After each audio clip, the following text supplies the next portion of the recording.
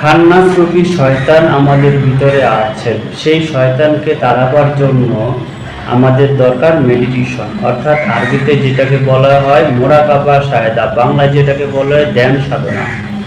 এই মোরাকাবা করলে অর্থাৎ মেডিটেশন করলে আমাদের ভিতরে যে নফসের যে আম্মারা আছেন অর্থাৎ শয়তান যে আছেন, সেই শয়তানকে কিন্তু তাড়াবার জন্য কিন্তু একটাই রাস্তা খোলা আছে, সেটা হলো মেডিটেশন।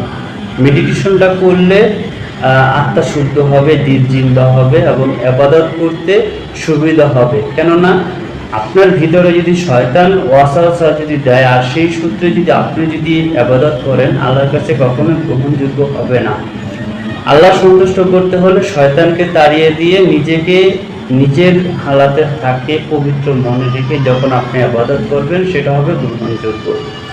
আরো বিষয় তথ্য জানার চেষ্টা করুন। ভালো থাকুন, সুস্থ থাকুন। বিদায় নিচ্ছি এ পর্যন্ত।